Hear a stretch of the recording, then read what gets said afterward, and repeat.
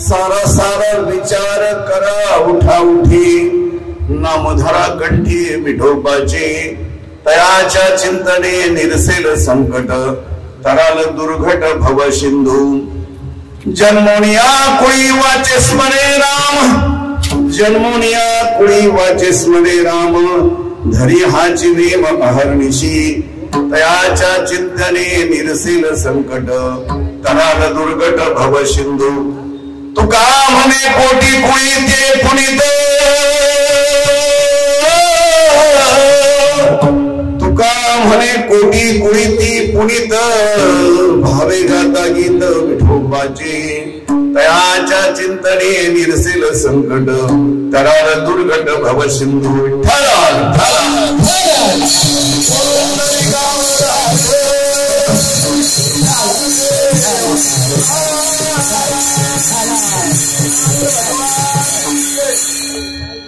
सारासार विचार करा उठा उठी, नामधरा कंठी विठोबाचे, तयाच्या चिंतने निरसेल संकट, तराल दुर्घट भव सिंधू. प्रस्तुत प्राप्त सेवा योग्य स्थळी योग्य कार्य आणि योग्य वेळी. मला वाटते अखंड हरिनाम सप्ताह 54 वर्ष ना, 54 वर्षातील ही पहिल्या दिवशीची सेवा. आणि वास्तविक पाहता पहिल्या दिवशी सेवा मी मागून घेतलेली आहे. का? माणसं कमी असतात, जास्त वेळ बोलायला मिळतं आणि कोणाला घाई नसते.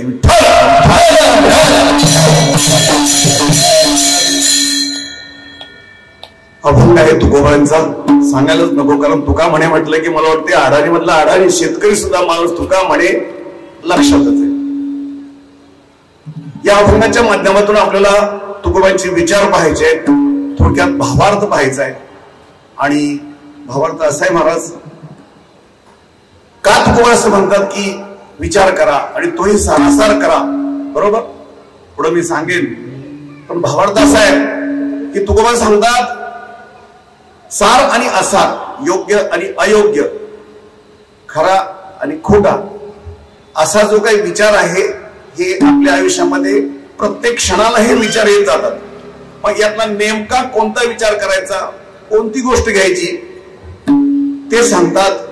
ते असारपेक्षा सार घ्या. आणि परिणाम पुढे आहे नामधरा कंठी विठोबाचे, म्हणजे ते विचार करत असताना भगवंताचं, इष्ट देवतेचं, ईश्वराचं नाम घ्या की जेणेकरून तो विचार तुम्हाला पुन्हा पुन्हा तो साराचा विचार तुमच्याकडे येईल. दुसऱ्या चरणात ते म्हणतात, जर असं केलं तर तयाच्या चिंतने निरसेल संकट, म्हणजे निरसेल म्हणजे निघून जाईल, पुन्हा येणार नाही. निरसेल हा शब्द अतिशय महत्वाचा आहे. संतांनी नेमका शब्द का वापरलाय तर निरसेल म्हणजे पुन्हा येणार. बरोबर. निरसेल संकट, संकट म्हणजे काय महाराज, नेमकं एखादं संकट आल्यानंतर ते निवारलं जात असं नाही, तर प्रत्येक क्षणाला तुमच्या आमच्या आयुष्यामध्ये छोटी मोठी जी काही संकट, प्रश्न, संकल्प, विकल्प येतात ते निवारण्याचं काम त्या भगवंतावर ढकललं जातं. त्याच्या चिंतने निरसेल संकट. आणि पुढे म्हणतात तराल दुर्घट भव सिंधू. अशा या संकटाने भरलेल्या भव सिंधू म्हणजे दुःखाच्या, दुःखरूप सागर रूपी संसारातून तुम्ही तरुण जाल.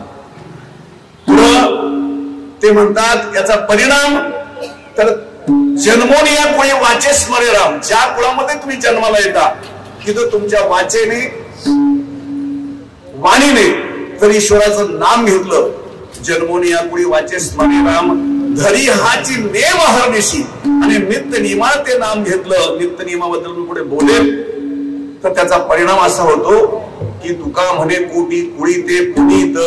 एक दोन नव्हे, हजारो नव्हे, लाखो नव्हे, कोट्यावधी कुळामध्ये आपण जन्माला पुन्हा पुन्हा आलोय महाराज. का? हा शेवटचा जन्म आहे. इथं मनुष्य जन्मपाळी मिळालेली आहे. तर पाठीमागच्या अनंत कोट्यावधी जन्मामध्ये ज्या कुळामध्ये आपण जन्माला आलो, आपल्याला फार तर 2-3 कुळं माहित असतात, आजोबा, पंजोबा, खापर, त्याच्या पुढे माहित नाही. पण हे सर्व युगानुयुग चालू आहे, कारण का त्याच्यासाठी साक्षर वाटला युगे 28. बरोबर. याचा अर्थ आपण वारकऱ्यांनी विश्वासात ठेवायचा आहे. युगानुयुगे कोट्यान-कोटी आपण जन्म घेत आलेलो आहे. तर त्या जन्मच्या कुळामध्ये आपण जन्म घेतलाय. तुका म्हणे कोटी कुळी ते पुनीत, म्हणजे ते पापी असतील तर पाप त्यांचं नष्ट होऊन ते पुण्यवान बनतील. आणि कधी तर भावे गाता गीत विठोबाचे. तुम्ही गायचंय, म्हणायचंय, बोलायचंय, पण भाव एकरूप करून बोलायचं आहे. चित्त मनाची चित्ताची अवस्था करायची आहे आणि ती अवस्था प्राप्त झाल्यानंतर तो भाव निर्माण होतो. त्या भावरूपी प्रेमाने जर ईश्वराचं नाव घेतलं तर त्या कुळातील हजारो पापी मुक्त होतील. हे मी सांगत नाही, तुकोबा सांगतात.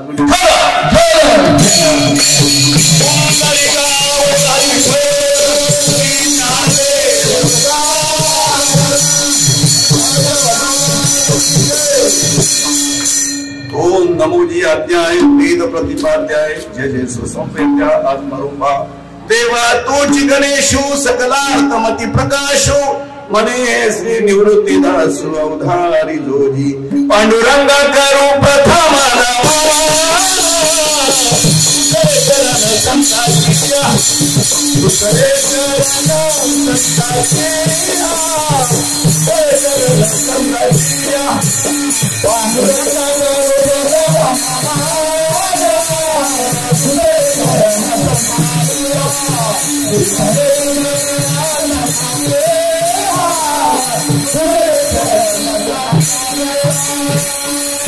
त्यांच्या कृपालाने कथेचा विस्तारू बाबाजी सद्गुरु दास कुणाची कृपा. ओम नमो ज्ञानेश्वरा करुणा तुमचा नवरलादलो पावन झालो चराचरी.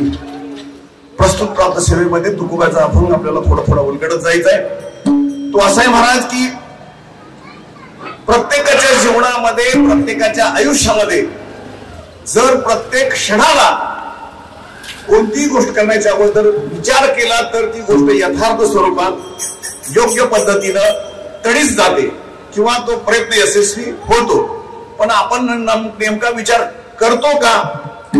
तर नेमका विचार करतो पण तो योग्य करत नाही, अयोग्य करतो. कारण का आपल्या शरीरामध्ये, देहामध्ये, कायामध्ये दोन प्रकारची दोन मन आहेत, एक अंतर आणि एक बाह्य.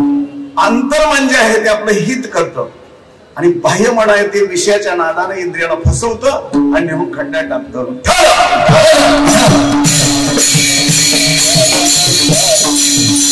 मग आपण सतत त्या बाह्य मनाच्या, फसव्या मनाच्या नादाने त्या इंद्रियांना पाहिजे ते विषय पुरवतो आणि ते विषय हे सार स्वरूपाचे नसतात. कशा असतात? आसार असतात.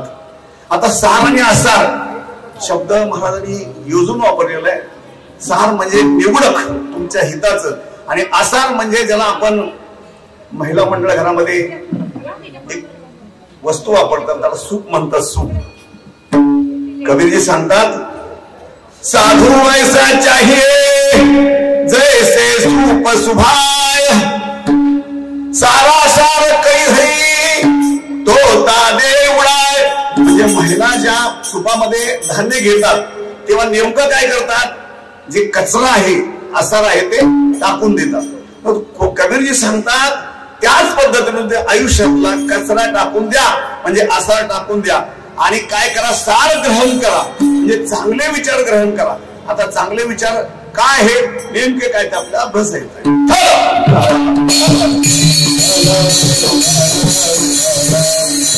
माणसं म्हणतील महाराज आम्ही विचार करत नाही का? आम्ही प्रत्येक वेळेस विचार करतो.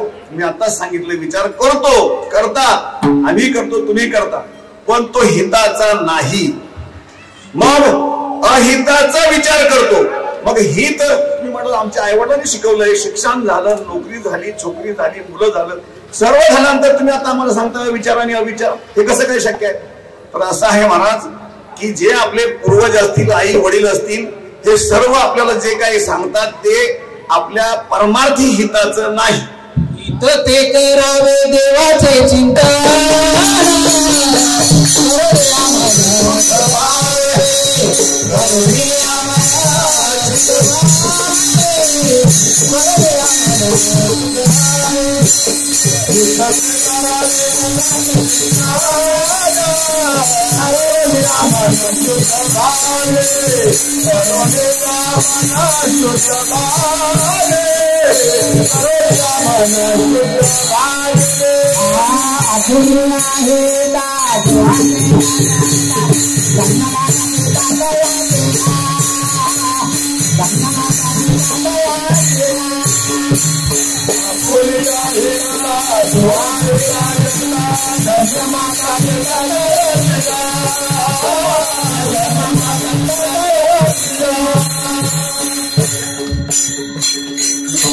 आपुल्या हितात वशे जागता आणि धन्य माता पिता तयाची. आता जो आपल्या हितासाठी जागृत आहे याचा अर्थ काय आपण झोपलेलो का महाराज? नाही ना. आणि झोपलेलो असतो महाराज तर जीवनातील सर्व प्रक्रिया क्रिया ह्या झाल्याच नसत्या. मग असं का महाराज म्हणतात की त्यांचेच आई वडील धन्य ज्यांना आपलं हित कळतं. म्हणजे हित कळणारी मंडळी समाजात फार कमी आहेत, नेमकी आहेत आणि दुर्लभ आहेत. किती दुर्लभ आहेत महाराज? इतकी दुर्लभ आहे की जगातलं कोणतीही गोष्ट तुम्हाला प्राप्त होईल. सूर्य सुद्धा पकडता येईल. तुम्ही म्हणाल तेजोमान असणारा हनुमंतराजी पकडून दाखवला, बरोबर. सूर्य पकडता येईल, बरोबर. तो मावळताना पकडून धरता येईल. सागर सुद्धा गिळता येईल. गिळलेला आहे सागर, बरोबर. एका ओंकार मध्ये सागर गिळणारी महान तपस्वी आपल्याकडे होऊन गेली, बरोबर. पण साधू भेटणं अवघड आहे, बहु अवघड आहे संत भेटी, बहु अवघड आहे संत भेटी, बहु अवघड आहे संत भेटी, बहु अवघड आहे संत भेटी.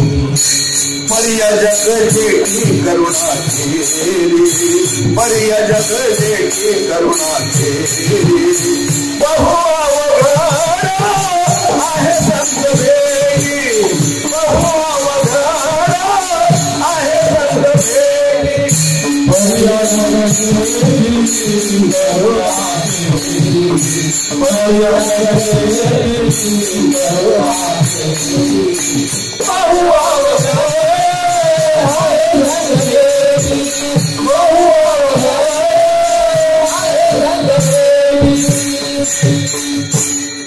मग ते दुर्लभ गोष्ट कोणती आहे तर संत आहे. आणि ते संत मग समाजात नसतात का? संत समाजात आहेत, आजही आहेत. आणि त्या संताशिवाय त्याच्याकडे तुम्हाला जाता येणार नाही. जो ईश्वर म्हणून आहे, परमात्मा म्हणून आहे, देव आहे, त्याच्याकडे जाण्यासाठी आपल्याला त्यांचीच कास धरावी लागेल. कारण आज कलियुगामध्ये सर्वश्रेष्ठ स्वरूप कोणाचं असेल तर ते फक्त संत किंवा साधू आहे. साधू थोडा जाणा, साधू थोडा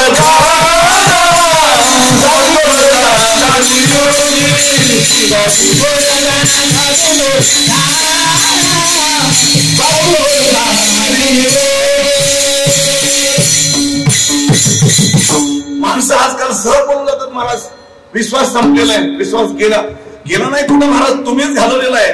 विश्वास कुठं गेलेला नाही, आमचा तर विश्वास समोरच बसलाय. विश्वास कुठे गेलेला नाही, आजही विश्वासावरती सर्व चालू आहे.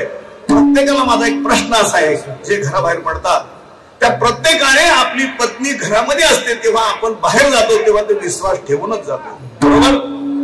कोणताही व्यवहार करतो ते विश्वासानच करतो. म्हणजे विश्वास कुठे गेला नाही. आणि हा विश्वासच आपण गमावलेला आहे.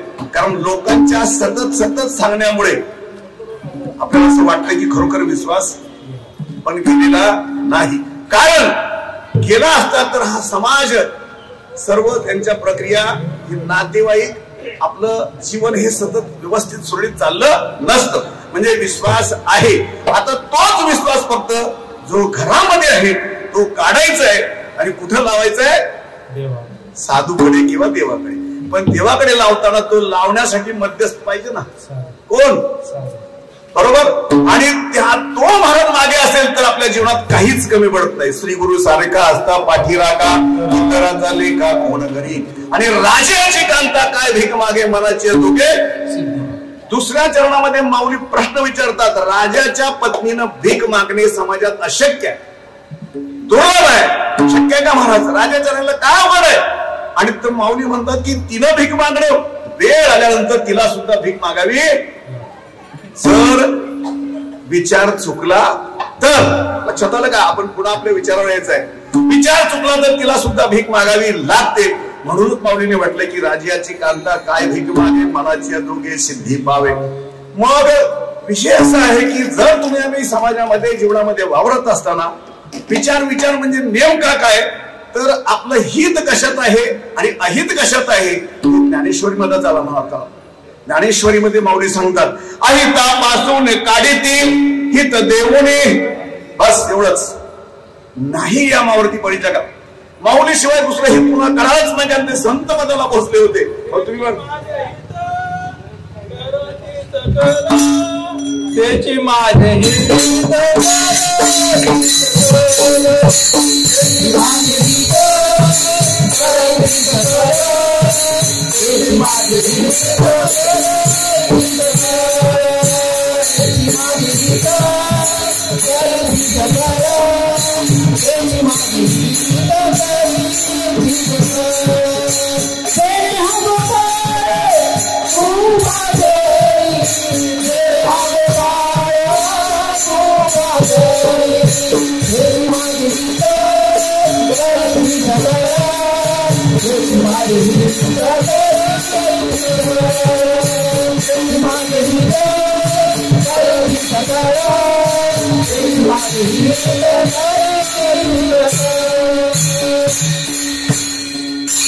मग समाजामध्ये बिघडते कुठं? जर विचार आणि हित आणि अहित जर आपण तपासलं तर आपलं नेमकं अहित चालू आहे. संतांच्या विचाराशी आपण निगडीत राहिलं तरच आपली गाडी मार्गावर राहील. आमचे गुरुवर्य कदम माऊली सांगायचे की लोक काही म्हणत, आजही लोकांचा परमेश्वरावरती, परमार्थावरती, संतांवरती, ग्रंथांवर विश्वास आहे. बरोबर. पण कधी पुढे जाणारा जो माणूस आहे परमार्थामध्ये असेल, गुरु म्हणणारा, सद्गुरु म्हणणारा, जाणता म्हणणारा, तो कसा पाहिजे? परिपक्व पाहिजे. बोले तैसा चाले त्याची मंदावी. अशी माणसं जर जगात असतील तर सर्व माणसं बाकी त्या विचाराने नक्कीच जातील. तेवढा विचार आजच्या समाजातल्या माणसांकडे आहे. मग बिघडतंय कुठं? बिघडतं इथे लक्षात ठेवा, तो माणूसच त्याच्या योग्यतेचं नाही. मग ते उदाहरण सांगायचे कसं? तर रेल्वे गाडीचं इंजिन जर ट्रॅकवर असेल तर सर्व डबे बरोबर, पण इंजिन कोलेस डबे आता झाले इंजिनचाच पत्ता नाही.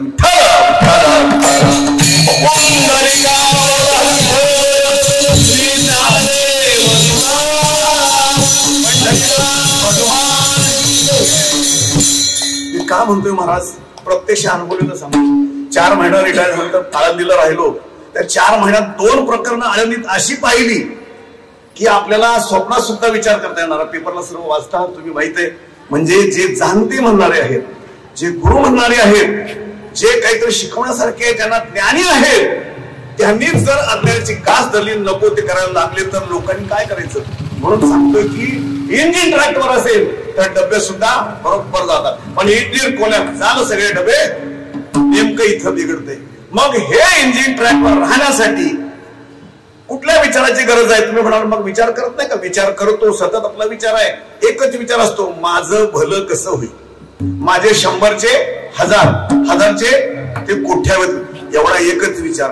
अरे मला एक सांगा की हे कोट्यावधी, हे धन जर तुम्हाला बरोबरच न्यायचं आहे, आणलेलं काहीच नाही, न्यायचं नाही, नंगा आया नंगा जाएगा. माझी भाषा जरा.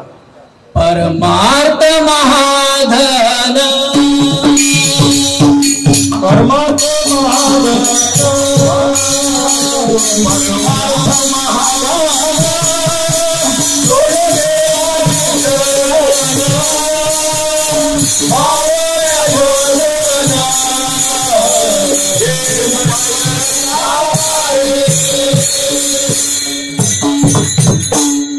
काय चाललं होतं आपलं महाराज? कुठं आलो होतो? विसरलो होतो, माझं गडबड. धन, कुठलं धन? परमार्थरूपी धन. ते पुढे घेणं गरजेचं आहे. तुम्ही आता जे जाणते आहेत, जे सद्गुरू आहेत, ते ज्ञानी आहेत म्हणून त्यांना आपण सद्गुरू म्हणतो. लौकिक आहे म्हणून त्यांना सद्गुरू म्हणतो. ते लौकिक स्वरूपात असल्यामुळे लोक त्यांच्या पाठीमागे जातात. मग त्यांनी किती विचार केला पाहिजे? त्यांनी चालताना, बोलताना, राहताना, वागताना महाराज इतकं काटेकोरपणे वागलं पाहिजे.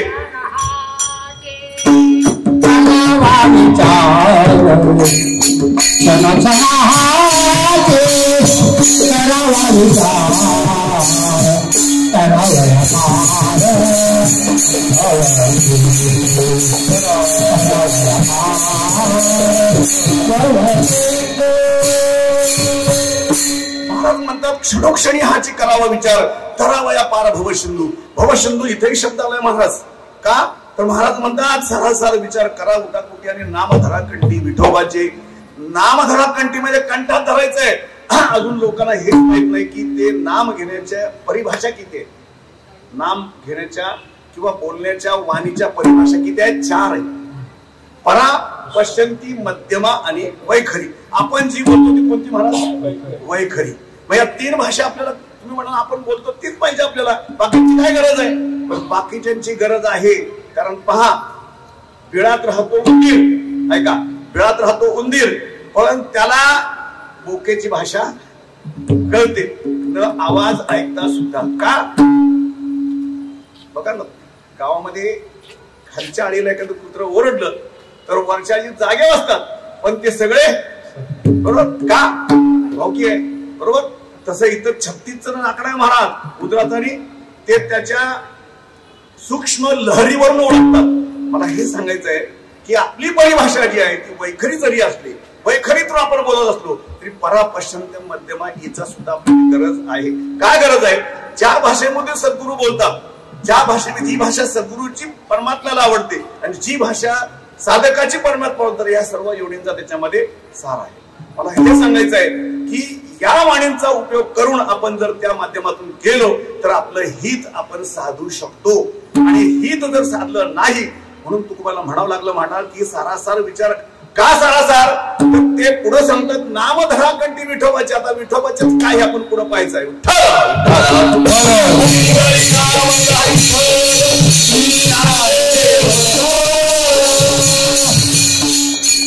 पहा, एक वकील साहेब होते महाराज आणि दुसऱ्या माळ्यावरती त्यांचं ऑफिस होतं. काय सांगायचंय? दुसऱ्या माळ्यावर आपला कार्यभार सांभाळायचे त्यांचं काय ऑफिस होते. आणि त्या खालून रस्त्याने एक अशी मोठ्या पंढरपूर स्टाईलची पंढरपूर शिकायच्या काय त्या म्हशी खालून जायच्या. बरोबर ते वकील 2 वर्ष अभ्यास करतो. आता वास्तविक वकिलाने अभ्यास कसा करायचा पाहिजे? मला कसला केला पाहिजे? न्यायाचा, वकिलीचा. कुणाला फसवायचं नाही, खरं तेच बोलायचं, जजला खरं तेच पटवून द्यायचं आणि खोटं कधी खोट्याचं खरं करायचं ते कुणाचं वकिलाचं काम आहे. पण हे काय विचार करत होतं की या म्हशीच्या शिंगाला पकडून मी कधी बसू शकतो. आता हा विचार योग्य आहे का मला सांगा? अहो ज्याने त्याने त्याचा विचार करावा ना. जजने जजचा विचार करावा, वकिलानं वकिलाचा करावा, सर्वसामान्य माणसाने त्याच्या हिताचा विचार करावा. पण हा विचार केला आणि नेमकं एक दिवशी चांगली अगदी गरीब अशी म्हैस पकडली आणि बसले ना महाराज त्याच्यावर. बसले. आता ती म्हैस जोपर्यंत शांत होतो पण शांत. पण बघायला लागलं ना मानसिक की विचित्र आहेत की समाजात एखादी घटना भेटली, अरे वकील म्हशीवर, घोड्यावर ठीक होता, हत्तीवर ठीक होता, पण म्हशीवर गर्दी आली ना. गर्दी आली की म्हैस पुजली आणि पुजल्यानंतर 2 प्रकार झाला. ते नेमके तळ्यात पडले, नशीब पोहायला बाहेर आले, विषय संपला. मला काय सांगायचंय? वकील आहे म्हटल्यानंतर त्याने वकिलीचाच विचार करायला पाहिजे. केला कुठला विचार? अविचार केला. आणि दुःख कशामुळे आलं? अविचार. मग नेमकं दुःख आपल्याला त्यामुळे येते. मी तुम्हाला सांगत नाही वकील, आपलीच भाषा सांगतो मी.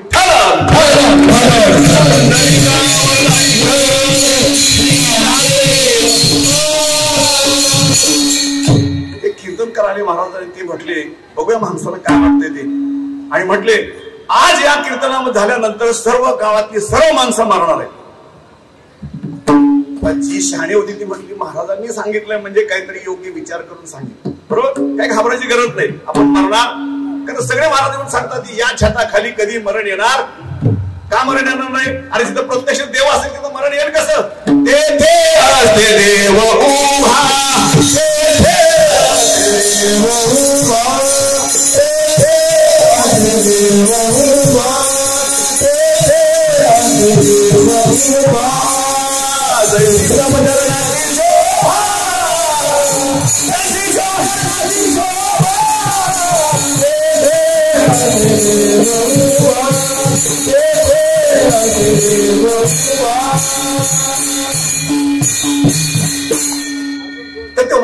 महाराजांनी सांगितलं सगळे मरणार आहेत. मी वैचारिक होते ते म्हटले महाराजांनी योग्य सांगितलंय मरणार नाहीयेत. आपल्याला काहीतरी फिरकी टाकली, गुगली टाकली. बरोबर.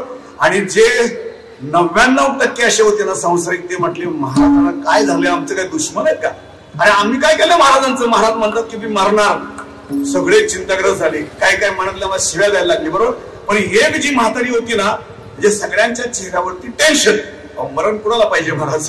अका मरा हा बोल मर म्हटलं तरी वाईट वाटते. मग इथं प्रत्यक्षात महाराज सभेमध्ये कीर्तनच सांगतात मरणार, बरोबर. एक बाई मात्र हसत होती आणि एक बाई हसत होती. महाराजांना विशेष वाटलं की सगळ्यांना मरण नको आहे, दुःखी आहे, आणि ही का बिचारी हसते? कीर्तन संपलं. कीर्तन संपल्यानंतर ते सर्व पाया पडायला म्हटले, आजी सगळेजण टेन्शन मध्ये होते आणि तुम्ही मात्र हसत होता. तर ती म्हटली, महाराज तुम्ही काय सांगितलं? या गावचे सर्व मरणार, मी या गावची पाहुणी आहे. कळलं का? म्हणजे मरण कुणालाही पण आल्याशिवाय राहत. त्यावेळी त्या क्षणी तिथं ते येणार, त्याला तिथं घेऊन जाणार.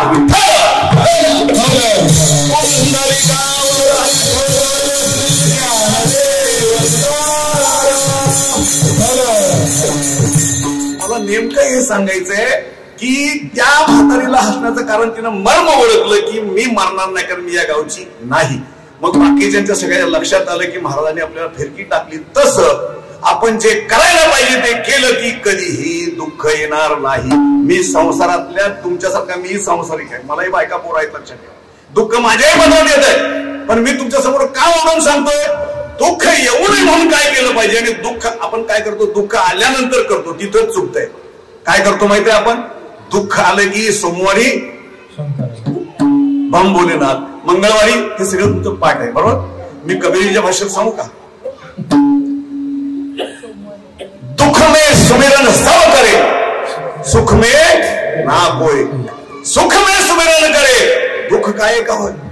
अरे दुःख आल्यानंतर देवाकडे जाता, देवाची वाट बघता, पण सुख असेल तरी सुद्धा नित्य निर्माण ते भजा ना.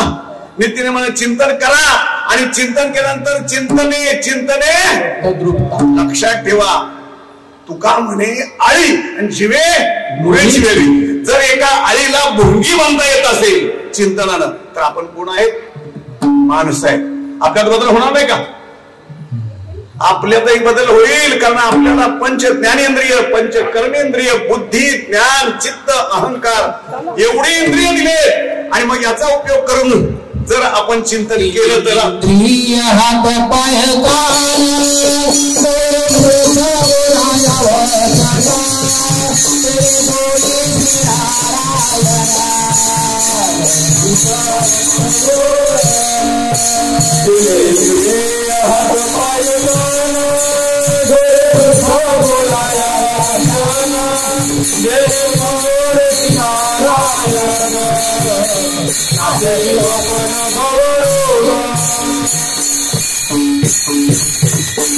इंद्रिय हातपाय काळ आणि जेडी ती जोडशी नाशे जीवपण भवरोग. म्हणजे जी इंद्रिय ज्याच्यासाठी दिले तिथं वापरत नाही असं महाराजांचा आक्षेप आहे. ती इंद्रिय नेमकी हाताला सांगितलंय काय करायचं? हस्तम दानम पवित्रम. हात कशासाठी पवित्र आहेत? दान द्या. आता इथं ओरडून गेले, मला वाटते 54 वर्षात 54x8 किंवा 53x8 घ्या, एवढ्या महाराजांनी प्रत्येक महाराजांनी सांगून गेले की दान करा. पण कुणाच्या गावी? कारण कुणालाही मनापासून हे नुसतं दान करा म्हणजे दान असं होत नाही. दानाचे मुख्य 2 प्रकार आहेत. दान केल्यानंतर तुम्हाला जी उपलब्धी आहे, तुमच्या पत्रात जे पडणार आहे, त्यात प्रकार असा आहे की ज्याला ज्या गोष्टीची गरज आहे त्याच्या घरी जाऊन त्याला देणं 100% पुण्य आहे. लक्षात येते का? ज्याला ज्या गोष्टीची गरज आहे आणि तुम्हाला समाजात वावरताना कळलं पाहिजे, त्याच्या चेहऱ्याकडे पाहिजे, त्याला काय पाहिजे हे जो ओळखतो त्याला म्हणतात धनको. कर्ज देणारा किंवा पैसे देणारा, धन देणारा. आणि त्याने जाऊन ऋणको जो आहे, त्याला गरज आहे, ते तिथं जाऊन दिलं की 100% पुण्य त्याच्या पदरात पडतं. त्याला म्हणतात सत्पात्री दान. ज्याला गरज आहे त्याने मागितल्यानंतर तात्काळ देणं 50% पुण्य आहे. आणि धनाचे उपयोग 2च आहेत महाराज. एक दान करणं आणि एक स्वतःच्या कुटुंबासाठी, स्वतःसाठी, समाजासाठी वापरणं. तिसरा उपयोग साठा करणं नाही. दाने कापे हाता, दाने कापे हाता, दाने कापे हाता, दाने कापे हाता.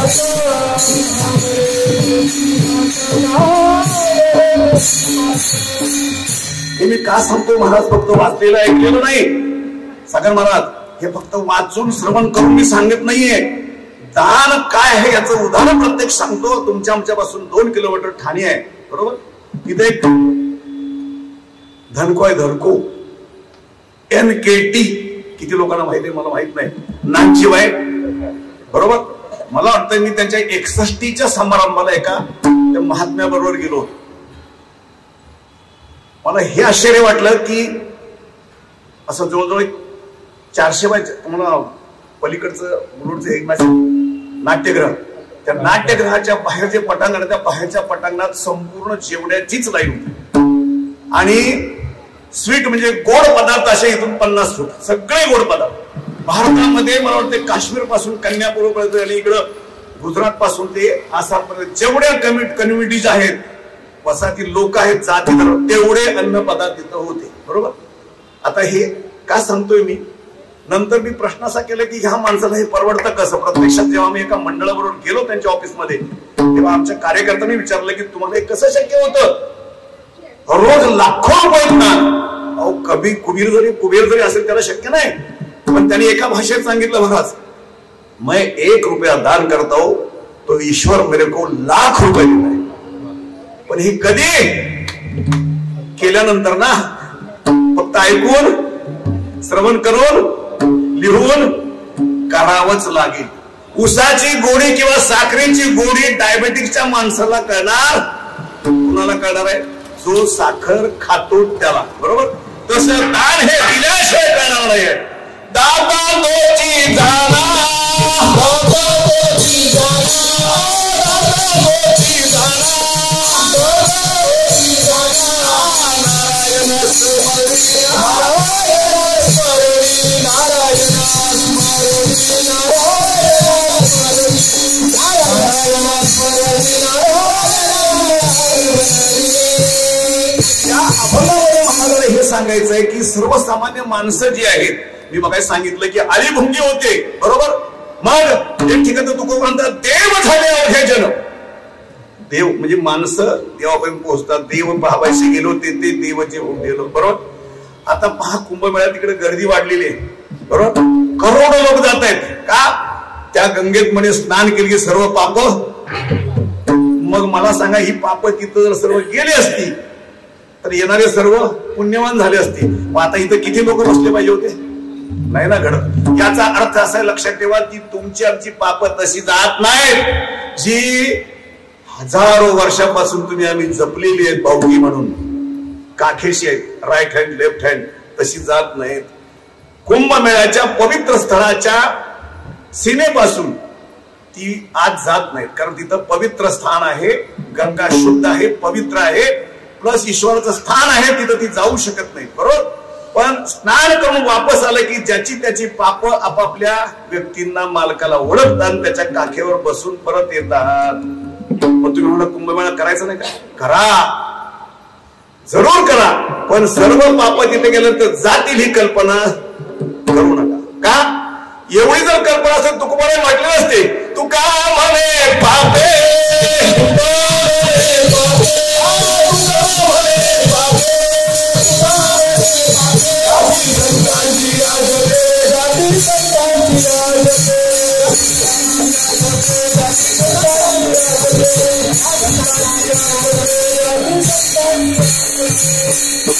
हा विचार समाजातल्या प्रत्येक माणसापर्यंत रुजला पाहिजे. पाप पुण्य म्हणजे काय, न्याय अन्याय म्हणजे काय, खरं खोटं काय, आणि सार आसार म्हणजे काय, नेमकं काय घ्यायचं, कुणाकडून घ्यायचं, कधी घ्यायचं, हे कळलं की त्याला विचार करायचं कळतं, आणि तो आपोआप नाम विठोबाचं घेतो. अभंगाचं पहिलं सरासर विचार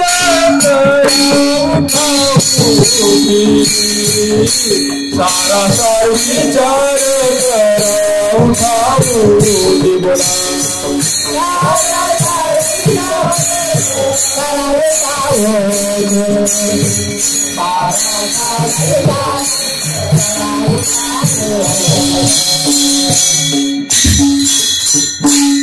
तुम्हाला एक असा प्रश्न पडायला पाहिजे की तुकोबाला सांगतात सारासार विचार करा, उठा पोटी नाम धरा कंठी विठोबाचे, असं समाजातल्या माणसांनी विचारलं पाहिजे जाणत्या माणसाला की महाराज तुम्ही सांगताय हे तुकोबांचे बोल फक्त इथं सांगू नका, प्रॅक्टिकली कसं काय शक्य आहे का? असं काही उदाहरण सांगा ना मला, कुणी नामकंठात धरलं त्याचे काही प्रॉब्लेम संपले, त्याला काहीच प्रॉब्लेम राहिले नाही असं आम्हाला प्रॅक्टिकली सांगा, फक्त ऐकून सांगू नका. जरा महाभारतात चला. महाभारतामध्ये जेव्हा प्रसंग युद्धाचा आला महाराज आणि युद्ध ठरलं, आता उद्यापासून युद्ध सुरू होणार, इकडं पांडव इकडं कौरव दोघांच्या वेगवेगळ्या सेना बरोबर, पण त्या युद्धामध्ये प्रत्येकाने कौरवांनी पांडवांनी लढण्याची तयारी ठेवली, पण महाराज एक व्यक्ती अशी जी होती ती रात्रंदिवस विचार करत होती, जर युद्ध झालं आणि पांडव जिंकले तरी पण मी दुःखी, ऐका, आणि पांडव हरले तरी पण मी, कोण होती व्यक्ती सांगता येईल का? मी काय सांगतो कळतंय का? महाभारताच्या युद्धामध्ये एक व्यक्ती अशी होती, युद्ध होणार होतं, कोणी तर जिंकणार होतं, कोणी तर हरणार होतं, पण त्याच्या अगोदर एक व्यक्ती अशी मनात विचार करत होती की पांडव जिंकले तरी पण मी दुःखी आणि हरले तरी पण दुःखी. ती कोण? नाही,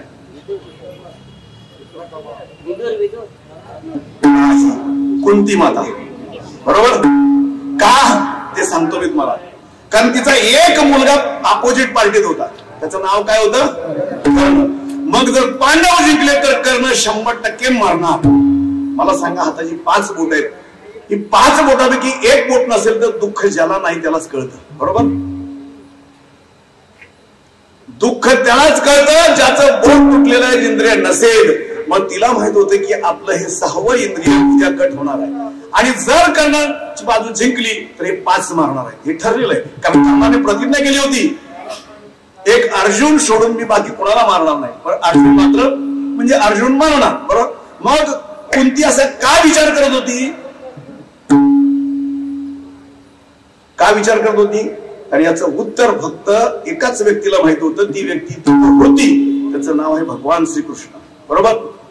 आणि विचारते महाराज, कुंती सांगते देवाला कर्ण पांडव पहिला, कुंती सांगते देवाला कर्ण पांडव पहिला, कुंती सांगते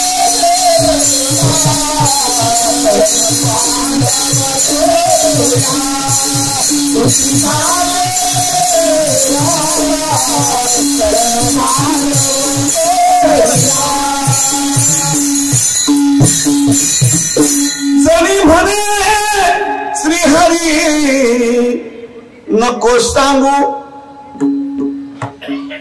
सांगते जनाबाई सांगते, कुंतीची अवस्था अशी झालेली महाराज, तिला समाधानच नाही, दुःख दुःख जन्मापासून दुःख. मी तो इथे सांगत बसत नाही, आपल्याला वेळ नाही एवढा. कुंतीचा जन्म कुठं झाला, ती कुठं गेली, कसं दुःख आलं, नंतर लग्ना अगोदरचं दुःख काय, लग्नानंतरचं दुःख काय, पती गेल्याचं दुःख काय, हे सर्व झालं. शेवटी आता राजशाही जीवन जगण्याची वेळ आहे तरी दुःखच आहे. काय एखाद्या माणसाचं आयुष्य प्रारब्ध असतं लक्षात ठेवा. आणि अशा प्रारब्ध असताना माणसाने सुद्धा आयुष्यात काय मागावं? दुःख. कळतंय का मी काय सांगतोय? जरा बधीर इंद्रिय जागृत करून ऐका. जिच्या वाट्याला जन्मापासून दुःख आहे ती शेवटपर्यंत देव म्हणतात आणि तुला पाहिजे ते माग, पण तरी सुद्धा ती काय मागते? का? देव म्हणतात अरे आता तुझी श्रीमंतची वेळ आहे, तुझी मुलं तर राजे झाली आहेत, जिंकलेले आहेत, सर्व पृथ्वीचे राज्य आहे त्यांचं, तिप्पट थोडक्यात ते चक्रवर्ती सम्राट आहे, तुला काय होणार आहे? दास दासी रथ अमुक सर्व मिळणार आहे, मग आता दुःखी का? आणि का दुःख मागते? तिने सांगितलं हे सर्व खेळ आहे, खेळ, गारुड्याचा खेळ, गारुड्याचा खेळ दिसे क्षणभर, गारुड्याचा खेळ दिसे क्षणभर,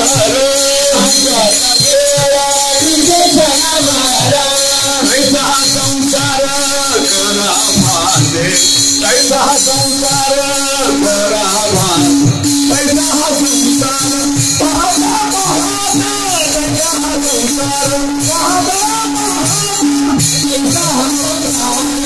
पाहता पाहता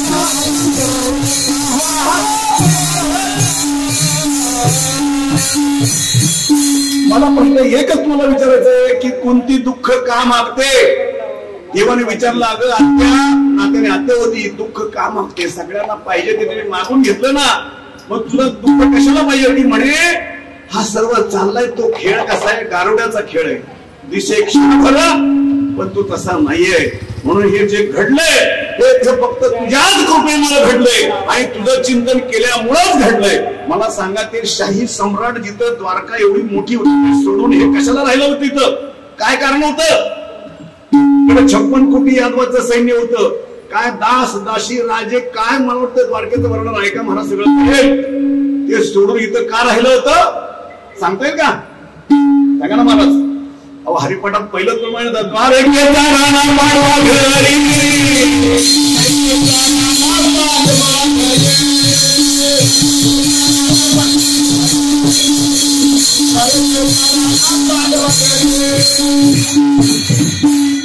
कुंती म्हणते, देवा आजपर्यंत जे दुःख दिलंस ते दुःख दिलं म्हणून तुझं नाव आठवलं. आता इथून पुढे सुखामध्ये तुझं नाव आठवणार म्हणून मला सुख. आता मी जर तुम्हाला प्रश्न विचारला की देव इथं आहे, देव माझ्या सल्ल्याने बोलतायत चालतायत, ज्याला सुख पाहिजे त्यांना जाताना भरपूर सुख देवाला मी द्यायला सांगतो. मला वाटतं अशी लाईन मोठी लागेल मारुतीच्या शिकताय, प्रत्येकाला सुख पाहिजे, सुख पाहिजे, बरोबर? मग ते सुख प्रत्येकाला पाहिजे तर दुःख कोण घेणार? थोडा विचार करा. सुख आणि दुःख या एकाच नाण्याच्या दोन बाजू आहेत. दिवस आणि रात्र, न्याय अन्याय, स्त्री पुरुष, हा विचार थोडासा केला तर आपल्या लक्षात येईल की दुःखाची दरी ओलांडल्याशिवाय सुखाची हिरवळ दिसत नाही. आणि हे आपल्या पदोपदी आपल्या लक्षात येईल. दिवस उगवलेला दिवस मध्याने जातो, मावळतो, रात्र होते, दिवस होतो, हे सतत घडत असतं. मग दुःख आल्यानंतर तुम्हाला वाईट का वाटतं? थोडा धीर धरा ना. दुःख आल्यानंतर वाईट वाटून देऊ नका, कारण ते काही काळ, काही वेळच थांबणार आहे, नंतर निघून. असा माणसासारखा विचार केला तर आपल्याला कळतं की हित काय आणि अहित काय. आणि त्याच्याबरोबर महाराज जसं पांडवांनी चिंतन केलं तसं आपल्याला पण नामधरा कंठी विठोबाची, बरोबर? आता ते विठोबाचंच का पुढे मी चिंतन सांगेन, पण तुकोबारांचा विठोबावर एवढा विश्वास आहे मला. नामदेव महाराजांच्या भाषेत सांगू का? नामदेव महाराजांना तर इतर देव माहीतच नव्हता. आमचा विठ्ठल प्रचंड, इतर देवाचे न पाहो तोंड.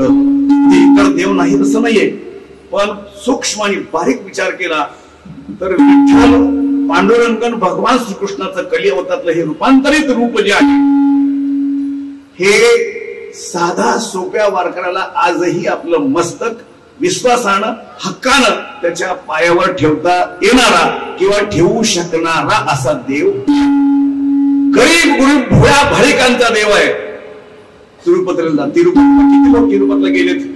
टेकवलं का डोकं तुम्ही? तिरुपतीच्या पायावर डोकं टेकवलं? लाखो तरी नाही. एकच घटना अशी घडली महाराज, ज्या पुजाऱ्यांना लाच देऊन एक धरणेकरी गेला आणि तिरुपतीचं मला म्हणे चरणावर मस्तक ठेवायचंय. तेव्हा मस्तक चरणावर ठेवलं खरं, पण तिरुपती रात्री स्वप्नात गेला आणि त्याला सांगितलं, अरे मूर्ख राज, आज तुला इथं दगडावर मस्तक ठेवून उपयोग नाही. आज मी कुठे आहे? पंढरपूर आहे, बरोबर? आजच नाही म्हणाल तुम्ही, म्हणाल पंढरपूर. अहो हे युगायुगे चालू आहे. कमी अगोदर सांगितलं युगी 28, बरोबर?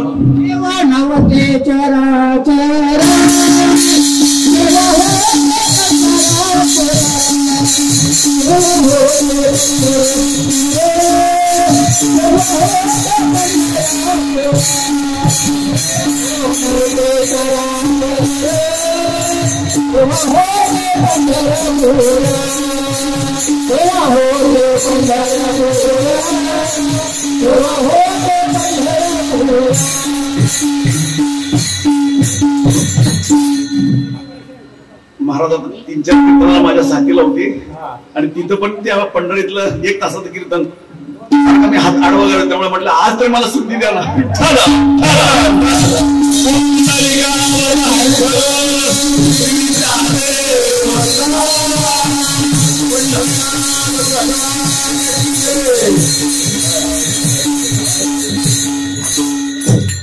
तुकोबरांच्या भाषेत पाहिलं ना तर काही विचार आपण सातत्याने करावे ते आपल्या हिताचे असावेत, काही विचार करूच नये ते अहिताचे आहेत, आणि काही विचार कधीतरी करावे ते अहित हित दर्शवणारे आहेत. ठिकाणचं एक विश्लेषण करतो. काही विषय असे आहेत जे करूच नाहीये, ज्याचा विचार करूच नाही. असे कोणते? नाटक, सिनेमा, तमाशा याचा कधी विचार करू? तुम्हाला माहित आहे का? तुला सांगतो, हे जे वाद्य आहे ना ते नुसतं वाद्य नाही. गावाकडे एक ठिकाणी हे मिळालं नाही म्हणून भजनाने आणली, काय म्हणतात त्याला, ढोलकी, आणि ढोलकीवर भजन महाराज. मग मी म्हटलं आता मी भजन म्हणतो, ढोलकीच्या ताला. म्हटलं असं कसलं भजन आणलंय काय तुम्ही? अरे मूर्खानं म्हणलं हे तामसी वाद्य आहे, हे सात्विक वाद्य आहे. मृदंग लावून या मृदंग सुती टाळ घोष ब्रह्मरस आवडीने. का म्हटलंय महाराज तुकोबरांनी? ब्रह्मरस आहे. पण तो ब्रह्मरस का घ्यायचा? तर आज तुकोबरांना किती विद्वान असतील महाराज. कलियुगामध्ये तुकोबरांच्या लक्षात आलं, कलियुगामध्ये पुढं माणसं एवढं हायब्रिड अन्न खातील. आता मी गावाकडून आलोय महाराज, कालच विषय झाला. मका किंवा बाकीची कांदे वगैरे असतील हे पिकं सोडून द्या, कारण ती ओरिजिनल नाही. त्याला काय म्हणतात महाराज, कमी पिरियड मध्ये येणार, बरोबर. आणि त्याला निवड ती खत ऑर्गॅनिक. ह्या सगळ्यांना बारीक पाहिलं ना, त्या आता ज्वारी, बाजरी, गहू याला सुद्धा फवारे आणि याला सुद्धा डोस. त्यामुळं त्याच्यात ते केमिकल त्यात जात आहे, आणि ते केमिकल आपल्या अन्नामधून आपल्या शरीरात जात आहे, आणि ते आज जाऊन गप्प बसत नाही, अनेक प्रकारचे रोग निर्माण करते. हे तुकोबाईंनी 400 वर्षापूर्वी ओळखलं. महाराज माणसं कलियुगात अशा प्रकारची रोगी बनतील का? तर ती त्यागी न बनल्यामुळं भोगी होतील, आणि भोग्यांमुळं काही खाल्ल्यामुळं रोगी होतील. कळलं का? हे त्यांनी त्यावेळेस कळवलं, आणि त्यावेळेस प्रमाण लिहिलं जे आजही लागू पडतंय. मग असे रोग सर्व एकत्रित. आता मला सांगा, जे जे रोग आहेत त्या प्रत्येकाचा स्पेशलिस्ट आहे ना. डायबेटिक्स वेगळा आहे, बरोबर, तुमचा मेडिसिन वेगळा आहे, नंतर दात वेगळा आहे, डोळे वेगळे आहेत. पण तुकोबरांनी 400 वर्षापूर्वी असा एकच डॉक्टर सांगितलंय आणि एकच औषध. आजही कलियुगामध्ये ते औषध घेतलं ना तर ते सर्व रोग जाण्याचं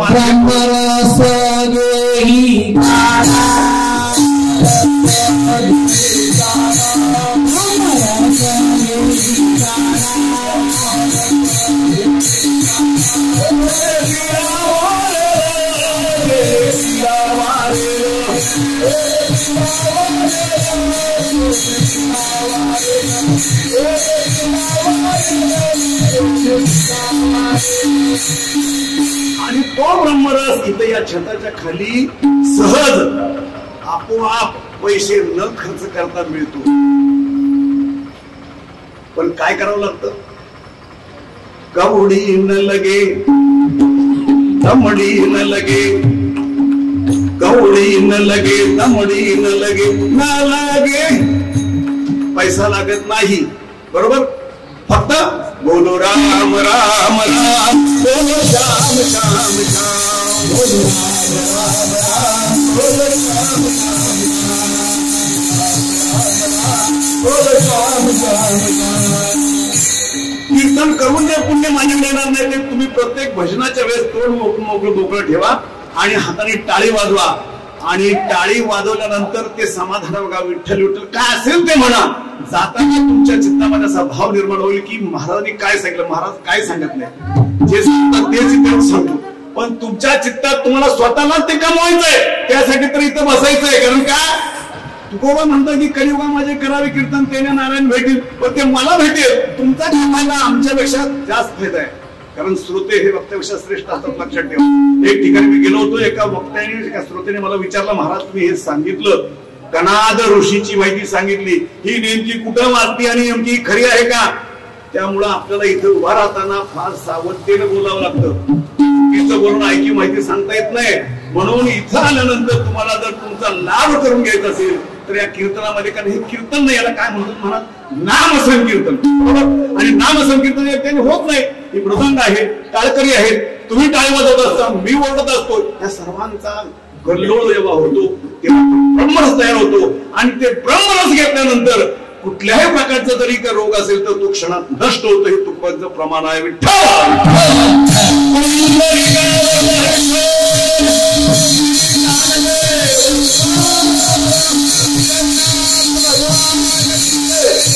एक तास झालाय महाराज. आपण पहिल्याच चरणामध्ये शिकवायचं आपल्याला. आपण आहे सारासार विचार करा भावटी नाम धरा कंठी विठोबाचे. आता विठोबाचं नाम कंठात धरल्यामुळं किती यादी आहे, किती लोकांचा फायदा झाला, होत आहे आणि होणार आहे. हे फक्त तुकोबाच्या दुसऱ्या मालिकेतला पहिला अभंग वाचायचा. उच्च नीच काही मेरे भगवंत, उच्च नीच काही मेरे भगवंत, तिसरे भाव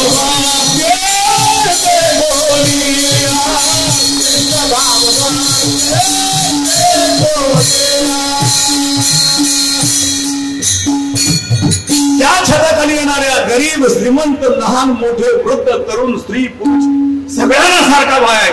तिष्ठे भाव भक्ती देखून या. तुमच्यामध्ये भक्तिरूपी भाव तयार झाला तर देवाला बोलवावं लागत नाही. देव आपोआप येतो आणि नुसता येत नाही तर तुमची सर्व काम करू लागतो. तुम्ही म्हणा असं होतं न सांगता करी सर्व काम, न सांगता सर्व काम,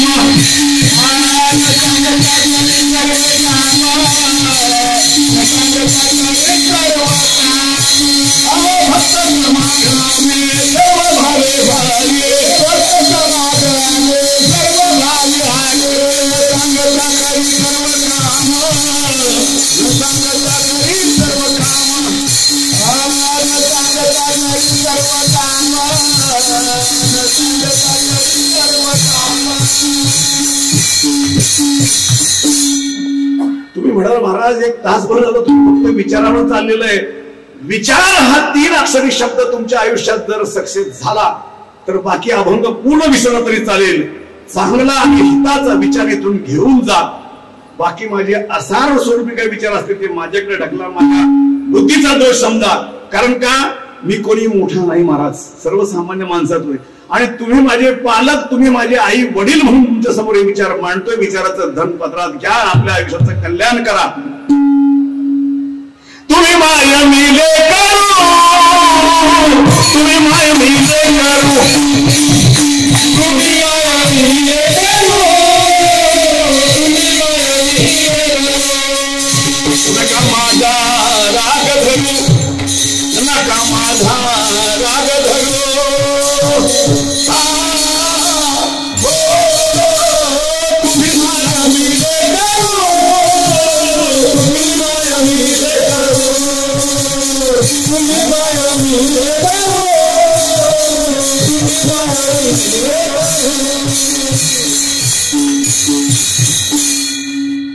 वयाच्या 37व्या वर्षी कळालं नाम कशाला म्हणतात.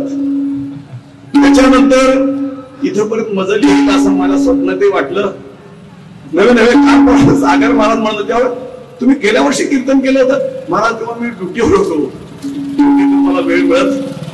आता सर्व वेळ दुसरे काही करणेच, ती जे वाढवावे आणि बाकीची सर्व कामं तुम्ही कराल ती पूर्ण होतील याची गॅरंटी नाही. पण परमार्थ रूपी काम केलं ना ते तुमचं पाऊल पुढंच राहील. हा माझा अनुभव सांगतो. चला पुढे. मग त्या यादीप्रमाणे ज्यांनी ज्यांनी नामचिंतन केलं त्यांची सर्व संकट संपली. बरोबर. भक्त समागमे सर्व भावे हरी, न सांगता करी सर्व काम. बरोबर. आणि मग तुम्ही आम्ही पण कशासाठी आलो महाराज सांगत नाही, पण खिशामध्ये आहेत त्या मागण्या. कुणाच्या मुलाचं लग्न नाही, कुणाच्या मुलीचं लग्न नाही, कुणाच्या मुलाला नोकरी नाही, असंख्य प्रश्न आपल्या समोर आहेत. या सर्व प्रश्नामध्ये एकच प्रश्न मी तुमच्या समोर मांडतोय. मुलाचं लग्न हा आता अत्यंत अवघड प्रश्न झालाय. तुम्ही शहरात आहे, खेड्यावरच सांगतोय. काल परवा लग्न होतं आणि त्या लग्नामध्ये महाराज तो नवरदेव आणि त्याची भावकी कसं तरी विचारलं ठरलं. ठरल्यानंतर ते आले ना मंडपात खाली, आता लग्नच होणार आहे. त्याच्या अगोदर ते आदल्या दिवशी आता फेमस झाले ना काय हळद हळद. ते महाराज हळदीचा समारंभ काहीतरी 6 वाजता होता.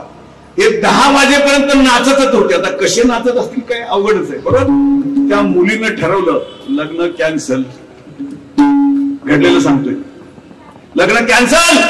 जर हा नवरदेव बेधुंद होऊन आजच नाचत असेल तर मला आयुष्यात किती नाचवील. आणि त्याच समारंभात असणारा एक नातेवाईक समोर केला, तेच कपडे तेच सगळं सांगताना शुभमंगल सावधान. त्यांचं लागले, तुमचं आमचं नाही. विठ्ठल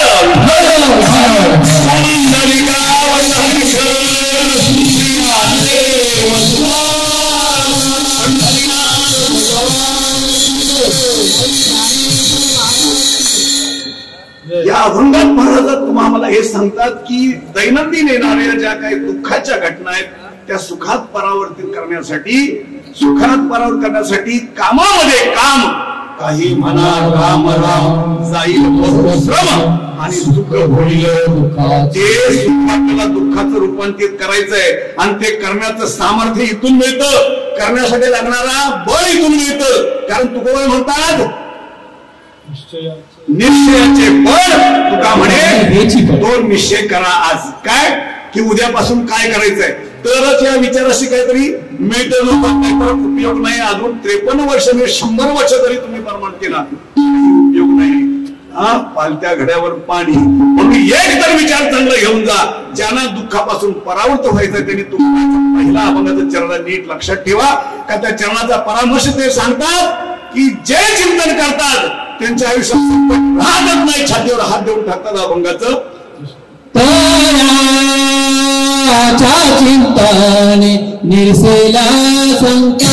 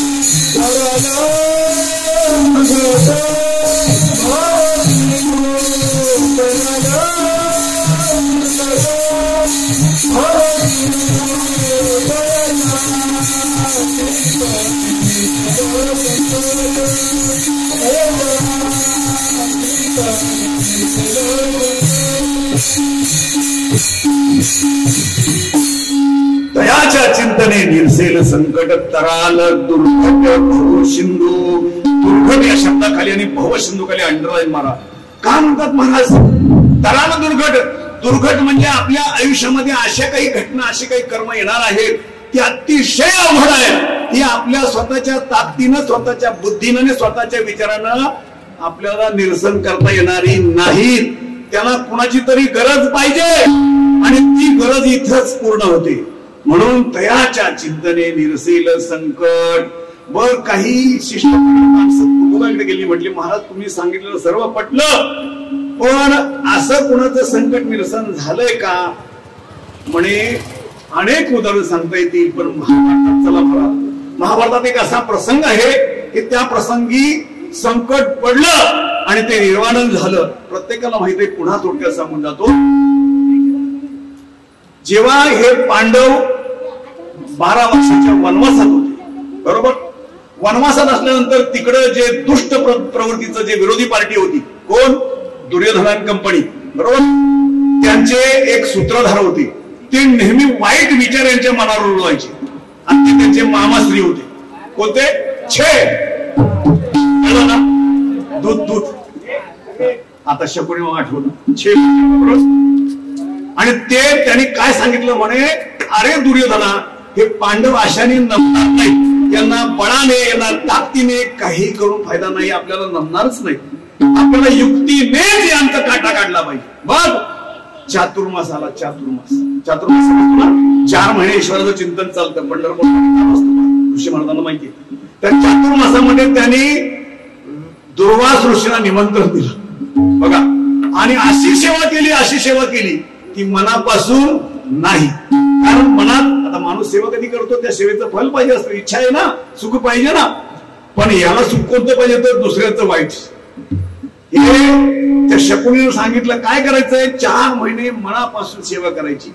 मग व्यासमुनी प्रसन्न होतील आणि सांगतील अरे दुर्योधना माग काय मागायचं ते. मग काय मागायचं ते महत्वाचं. काय मागायला सांगितलं ते म्हणे चातुर्मासामध्ये त्या पांडवाच्या घरी दुर्वासाला पाठवायचं सुट्टी, आणि अशा वेळेस पाठवायचं की ज्या वेळेस त्या द्रौपदीची ती सूर्यानेली थाळी स्वच्छ धुवून दिवस पावलेला असेल, तिचं कार्य संपलेलं असेल, म्हणजे अन्नाचा कणही मिळणार नाही.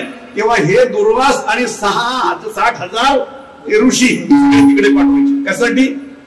मग आता तिथे काय मिळणार आहे महाराज बघा ना, दुष्ट प्रवृत्ती किती आहे.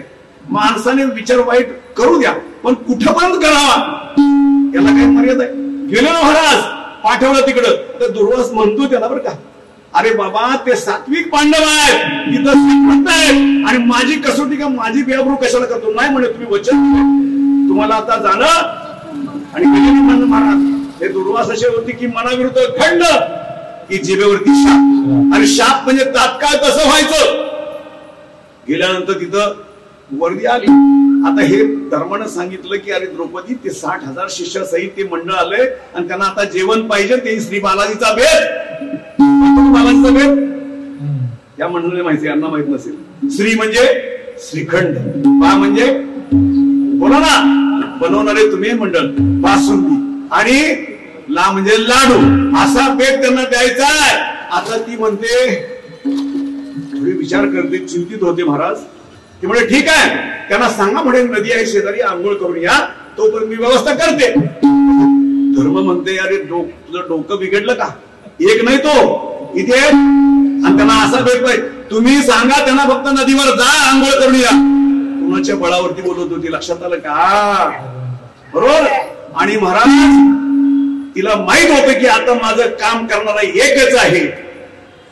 मागे पुढे उभाला हे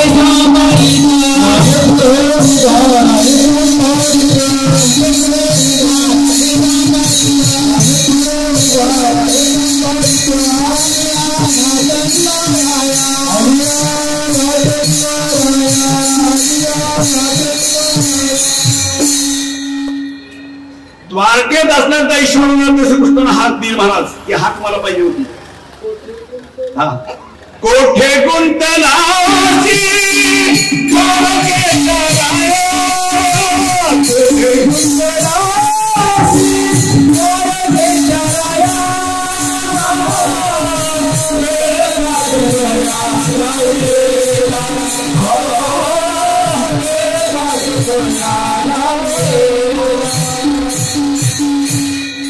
माफी मागतो महाराज, पण मला बोलू द्या लोकांशी. पुढच्या वर्षी भेटणार नाही ते यांनी सांगितलं तर.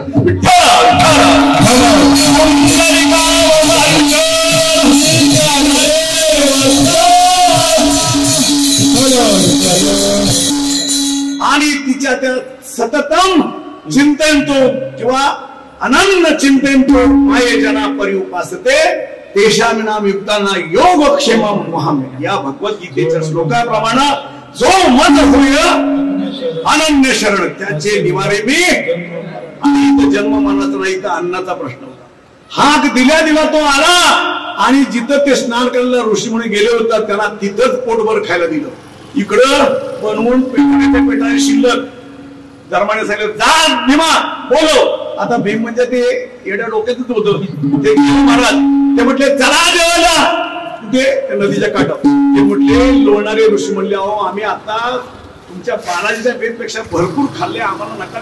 हे बघा तुमच्यासाठी बनवलंय.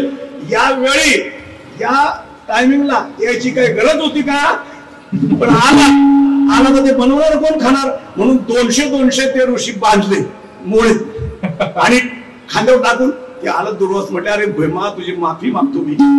अरे बाबा चुकलो मी, मला माफ कर. आता यायला नाही पाहिजे होतं, पण तुमची परीक्षा भरण्याचं मी वचन कुणाला दिलं होतं, दुर्योधनाला. आणि ते दुर्योधनाला दिलेलं वचन आहे ना ते पूर्ण करण्यासाठी मी मूर्खपणा केला. आणि एकदा मूर्ख झालो तेव्हा सगळीकडे फिरून आलो, पण दुसऱ्या वेळेस मला बनवलं. बरोबर आठवलं पहा. मग मला सांगायचा विषय हा आहे की वाईट हेतू मनात ठेवू नका, पहिली गोष्ट. पण जर वाईट करायचंच असेल तर ते वाईट आपल्यातलं शोधा ना. आपल्यात काय वाईट आहे, आपण काय करतो बघा, एक हात एक बोट पुढं, दुसऱ्याला तोच असाय तोच असाय, अरे 3 बोट तुझ्याकडे येतात, तुझ्यात किती दोष आहेत शोध. आपल्यातले दोष काढा. कोणकोणते दोष आहे? काम, क्रोध, लोभ, मद, माया आणि मत्सर आणि अहंकार. ते बाकीचं राहू द्या.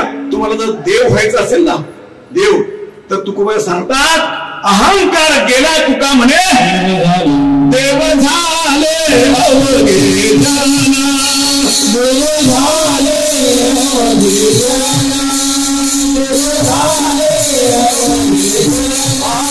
दोष गुण अरपले, दोष गुण अरपले, देव झाले अवघे जाना, देव झाले अवघे जन.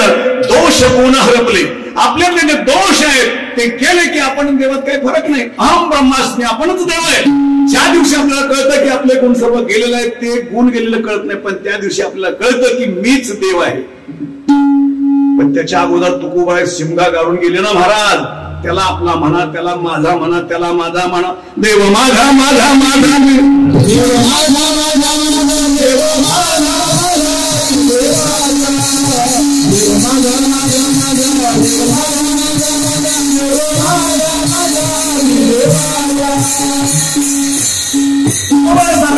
देवाला माझं म्हणा.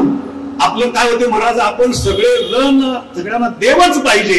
सुखासाठी, सुखाच्या गोष्टीसाठी देव पाहिजे. पण आपण कधी विचारच करत नाही की देवाला काय आवडतं. आपल्याला देव आवडतो सगळ्यांनाच, पण देवाला आपण आवडतो का याचा विचार केला का?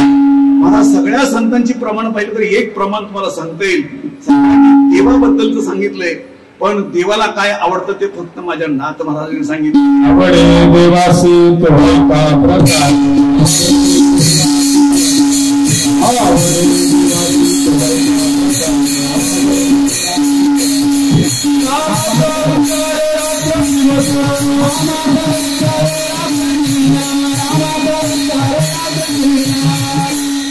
आवडे देवाशी तो ऐका प्रकार, नामाचा उच्चार रात्रंदिवस, तुळशी माळा गळा, गोपी चंदन टिळा,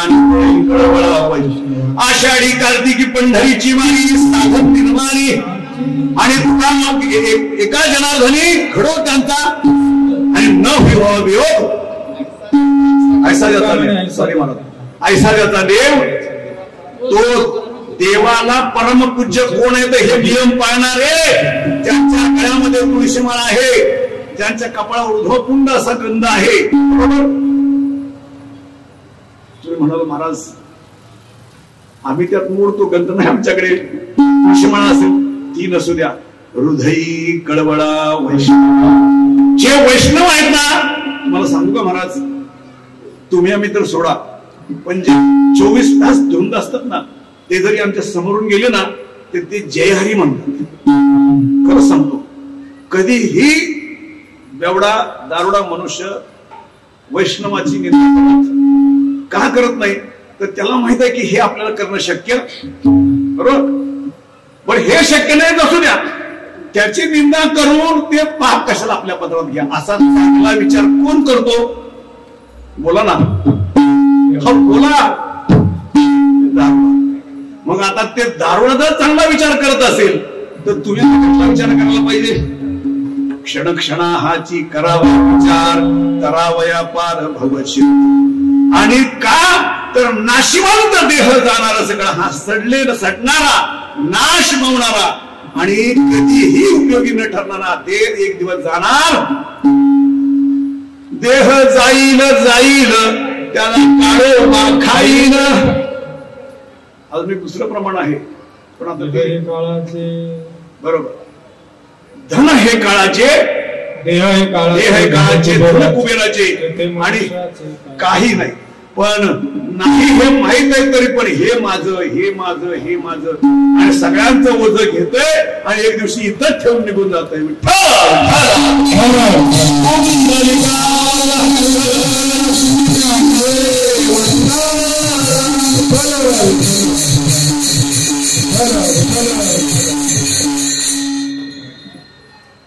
आता हे तात्पुरते विचार येणं साहजिक आहे की इथं आलो मंडपाखाली विठ्ठल विठ्ठल म्हटलं, विठो म्हटलं, राम राम म्हटलं, काय असेल ते, पण ह्याच्यानंतरही तुम्ही क्षणाक्षणाला हे आठवण करा. महाराज याच्यासाठी पैसा लागत नाही, कष्ट लागत नाही, कर्मेंद्रियाने काम करा, ज्ञानेंद्रियाने ज्ञान मिळवण्याचा प्रयत्न करा, पण ज्या जिभेला काही काम नाहीये बरोबर तिला काम लावा आणि त्या जिभेवरती सतत नामस्मरण ठेवा. परिणाम पहा महाराज. पुढच्या वर्षीपर्यंत एकच लक्षात ठेवा की एकदा तरी दिवसातून राम म्हणा बरोबर. भले कुठे गेल्यानंतर जरी त्याच्या कार्याला जाणार असेल पण राम एकदा तरी, म्हणजे किती म्हणायचे वर्षात 365, पण कसे नित्य नेमाने दररोज. का तर परमार्थामध्ये नित्य नेमाला अतिशय महत्व आहे. ते कसं एवढं सांगतो आणि सेवा समाप्त करतो.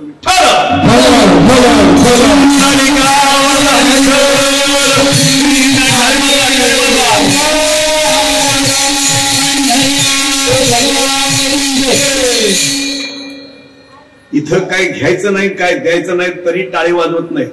टाळी परत वाजवाल पण ते फक्त पैसे मागण्यासाठी.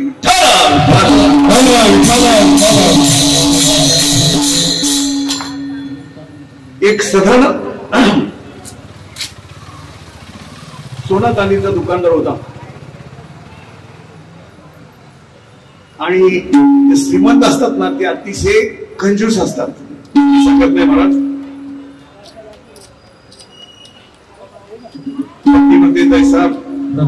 प्रमाण आम्हाला त्याच्या पुढे सर्व भावे लोभ्या आवडे मला तो पाहिजे असा तो लोभी होता धनाचा.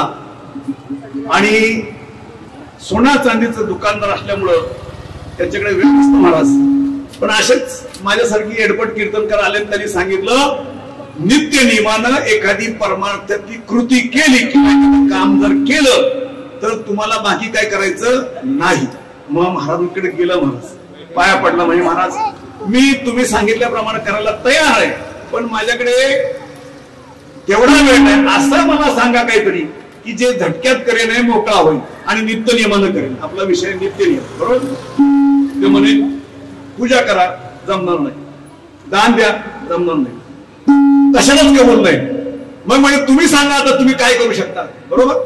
ते म्हणे बघा एकच करू शकतो, माझ्या घरासमोर एक कुंभार राहतो आणि ते कुंभार रोज सकाळी पूजा अर्चा करून हे गंध लावल्याशिवाय काही काम करत, त्या गंधाला पाहण्याचा मी नियम करेन, एवढं मात्र मी नक्की करेन. आणि सुरू केलं महाराज. महिना गेला, 2 महिने गेले, काही काळ गेल्यानंतर एक दिवस असा प्रकार झाला की ते कुंभार रोजच्या सारखं लवकरच या लोभ्याने पाहायच्या अगोदरच आपली गाढवं घेऊन ते माती दूरवर गेलं. आणि दूरवर गेल्यानंतर महाराज हे घरी गेलं तर ते नाही घरी, म्हणे आताच गेले, कुठे गेले ते अमक्या अमक्या शेतात गेले, तिथं गेलो. आता ते पुढं तिकडं ते कुंभार माती खोदत होता, खोदता खोदता त्याला लागला हंडा सोन्याच्या पुराचा. इकडं तिकडं पाहिलं तर लांबून कोण येत होता, चुंबक लांबून येत होता बरोबर. आता लांबून येत पाहिल्यानंतर त्याने त्याला वाटलं की हा संपूर्ण हंडा आपल्याला काय घेता येणार नाही. पाहिलं म्हणजे जगाला अर्धा दिला तर ठीक आहे, नाहीतर हा कोर्टात कचेरीत जाईल आणि तुला पण नाही बरोबर. मग तो लांबून म्हणतोय काय पाहिलं रे पाहिलं. कोण म्हणतो कवडी चुंबक. काय पाहिलं सांगा तुम्ही. हंडा पाहिला, गंध पाहिला आणि तिथूनच पाणी फिरलं. त्याला वेळ नव्हता. कुंभाराला वाटलं अरे बापरे याने माझं घबाड, आता यातलं अर्ध पण जाईल सगळंच जाईल. कुंभार मागे आणि हा पुढे. दृष्टांत सिद्धांत असा आहे की नित्य नियमान जर उठो पण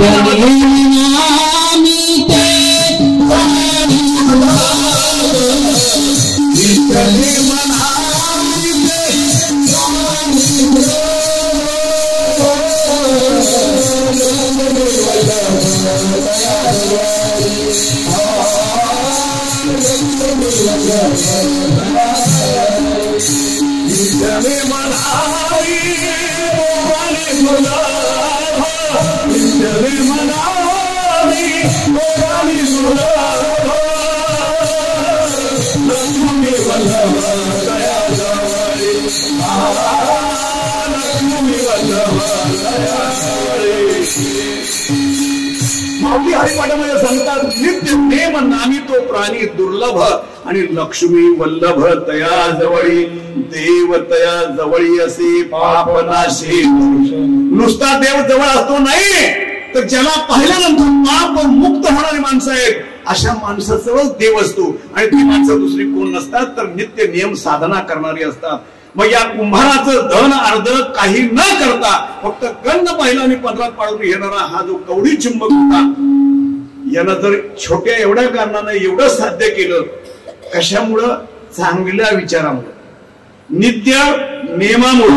आणि मग तुम्ही आम्ही जर याच्यापेक्षा उत्कृष्ट पद्धतीने जर परमार्थ केला, नवे नवे फक्त विचारच केला आणि तसं वागू लागलो तर आपणच नाही आपली पाठीमागची कुळं सुद्धा पुण्य म्हणतो त्या अभंगाचं दिसत.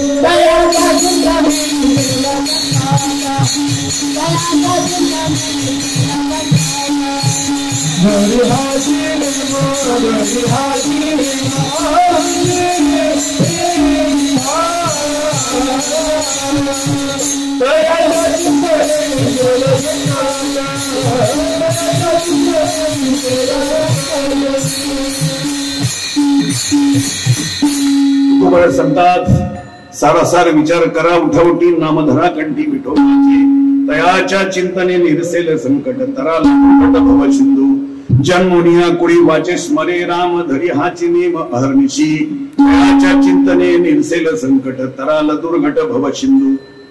तुकोबाने 3 चरणामध्ये अतिशय उत्कृष्ट पद्धतीने अर्थ भावार्थ मतितार्थ माझ्या अल्प बुद्धी अल्प मती अल्प ज्ञानाप्रमाणे तुमच्या समोर ठेवण्याचा प्रयत्न केलाय. असाच आहे असा माझा आग्रह नाही.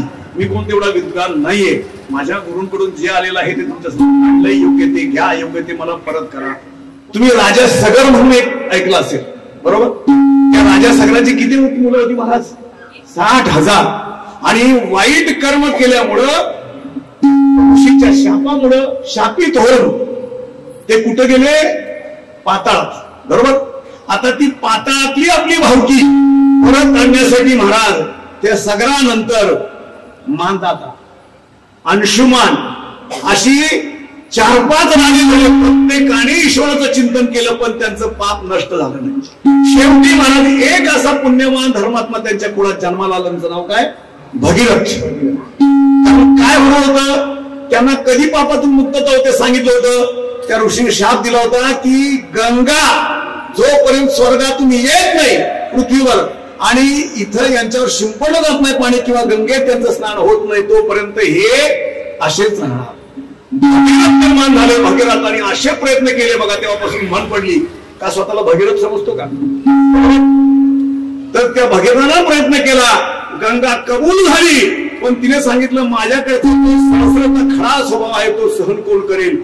म्हणून भगवान शिवशंकर ज्यांच्या महाशिवरात्री निमित्त हा सप्ताह आयोजित आहे. आतापर्यंत मी का सांगत नव्हतो तर मला एक सांगत होतं शेवटी की भगवान शंकराच्या महाशिवरात्रीमध्ये काय काय जी उपाययोजना असतात त्यात हा सप्ताह त्यासाठी आहे. तर त्या शंकराने ती मस्तकावर नेली. मस्तकावर ती ऋषीच्या मांडीवर जंगेवर आली. ती गंगोत्रीला आली. ज्या गंगेच्या स्नानासाठी आता करोडो माणसं तिथं जातात त्यासाठी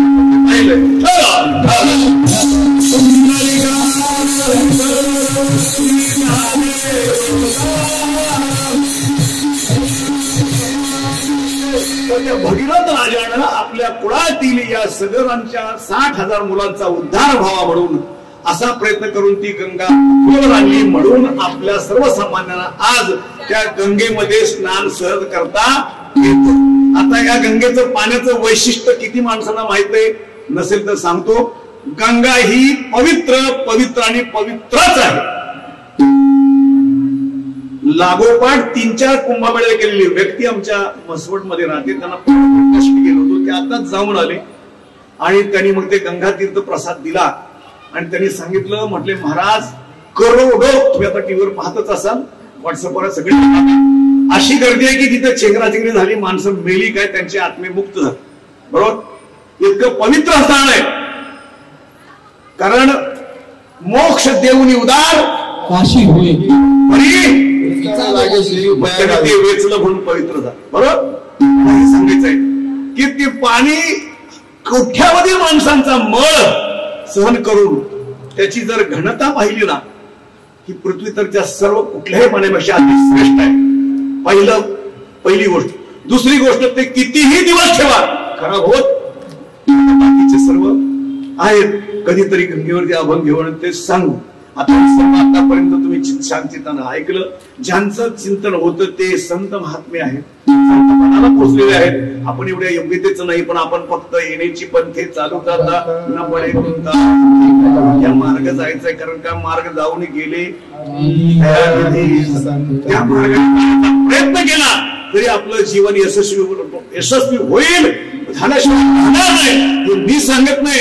ज्यांनी लिहून ठेवलंय त्यांना माऊली म्हणतात, त्यांचं चिंतन करा. ज्ञानेश्वर